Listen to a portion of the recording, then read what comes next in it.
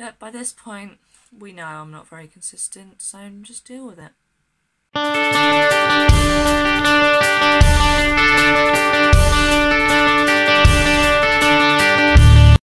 Hey guys!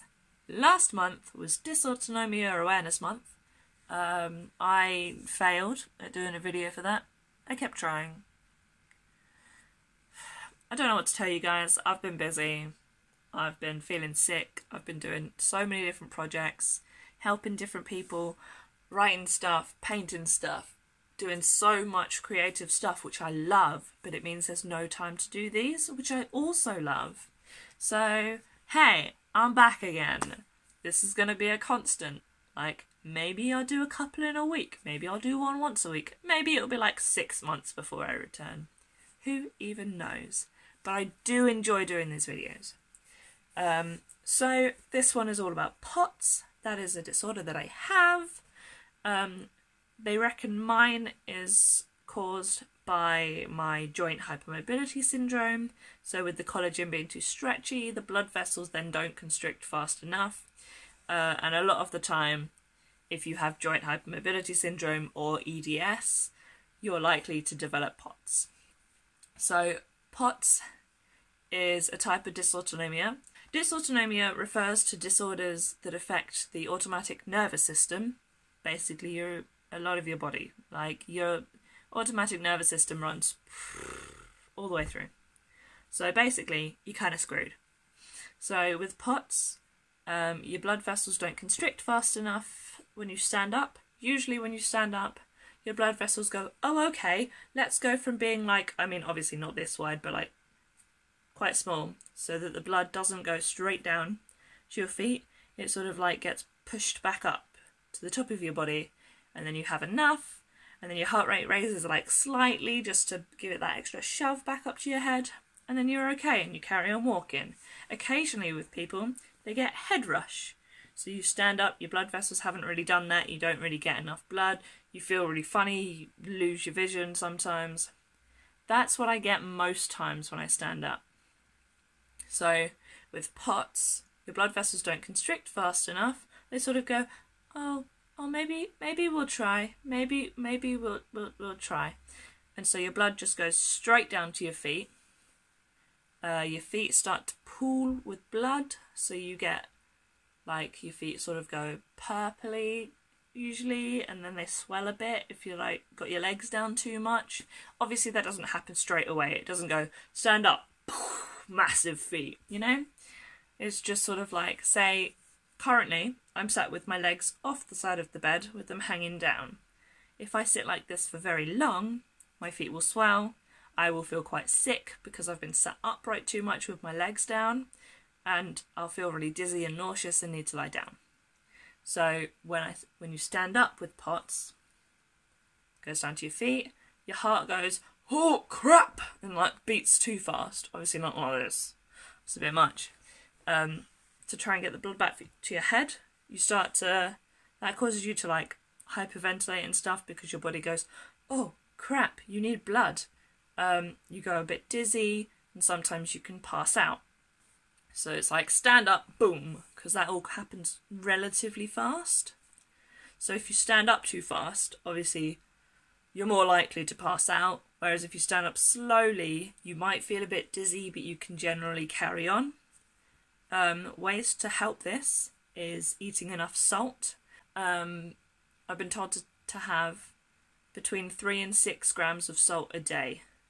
That is quite a bit, I'd say. But having that in a day will help your blood volume and stuff so it goes round better. Also, drinking at least 3 litres a day of water will also help. I drink from my bottle. This is an 800 milliliter bottle, so I try to drink at least 3 of these, which isn't quite 3 litres, but really hard to remember to drink because I have bad memory. So I try to do 4, but if I've done 3, then I'm quite happy with myself, honestly. Laying down more, not sitting up too long or standing up too long. Some people are okay if they sit up. It just happens when they're stood up, because when you sit up it's not as bad. I have had times where I've sat up too long and then I've passed out from sitting up, which is impressive. I reckon so. It usually happens when I'm in A&E because they take forever. You're sat in a waiting room. I go, hey guys, I have this condition that means I'm more likely to pass out if I'm sat up for a long time. Is there anywhere I can go just to lie down? And they just don't have any space, which is fair, honestly. I've had times where I've been like, I will lay on the floor. But I haven't quite got there fast enough, and I've passed out in A&E 3 or 4 times. You'd think by now they'd get the message, but whatever. But that does mean you get seen quite fast, because, you know, if you pass out in a waiting room, suddenly you come to and you've got like 5 nurses around you. I don't advise doing that though, because it's not fun. It's really not fun to pass out. So yeah, drink enough, have salt, sit down or lay down if possible. I find the flatter the floor the better, so a bed, because it's quite soft, you sort of come down into it in different areas, so I find like my butt sinks more, so my head is slightly raised still, especially if I'm on cushions. So laying down on a hard floor, whilst uncomfortable, better for the sickness. Changes in air pressure can sometimes affect it as well. I tend to feel dizzy if there's been like a sudden change in the air pressure, in the weather. So if it's gone from being sunny lots and then suddenly it's chucking it down with rain, I tend to feel a bit sick, or the other way around. Currently feel sick because I'm tired, so tiredness can make it worse. As my friends with them uteruses and menstrual cycles can tell you, your period affects it. Heat, if it's too hot, lie down. Don't know what to tell you. Make sure you drink lots if it's hot. No matter if you've got POTS or not, stay hydrated. I can tell you dehydration is not fun. Been there, done that. So yeah, just having all these things, trying to carry around like emergency snacks with you, even if it's not salty. I find sometimes that sugar can help, because it just makes your dizziness less, so as to not be super unhealthy. I mean, I also carry sweets around with me, but I do take glucose tablets around, because I find that they're quite helpful. But not as helpful as Coca-Cola. Not Pepsi, not anything else. Coke. Straight, normal, regular Coke. Don't know whether it's the caffeine or the sugar or a mix of both, but I find that helps. I find drinking coffee and tea, if I have more than 1 cup that's caffeinated in a day, that makes me feel worse. But Coke, with all the caffeine in that, that's fine. That makes me feel better. It's the one thing that I found that makes the nausea better, and it's the best thing for it. And I've spoken to many different people with the same conditions, and they've said that Coke is the best one. Some people have Diet Coke, because I know some people that can't have sugar. I can't have certain sweeteners, so I can't have Diet Coke. If you have hypermobility and stuff, aspartame is really bad for you. It can make it worse.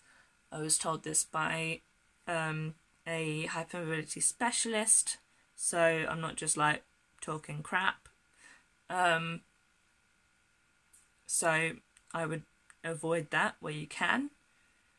So that's why I have the Coke and stuff. But all of this stuff is really hard to stay on top of, because there's just so many things that are difficult with it, like the lightheadedness, the having to lie down when there's no places to lie down, the amount of ceilings that I'm aware of now, because I've been like, I need to lie down 1 second, and so I just lay on the floor in random places, and then people are like, oh, are you okay? And I'm like, yeah, just chilling, just lying down, enjoying this very boring ceiling. Please decorate your ceilings, people, because I'm fed up of the like wooden slats or plain white ceilings. I can't talk, I have a plain white ceiling, but I have a pretty border. Don't know how well you can see all that, but I have a nice Disney border all around my room. That counts, right? I definitely appreciate that when I'm lying down. So yeah, that's POTS for you. It's Dysautonomia Awareness Month, a word that I've probably said many different times, in many different ways. I don't really know how to pronounce it. Sorry, not sorry. See ya.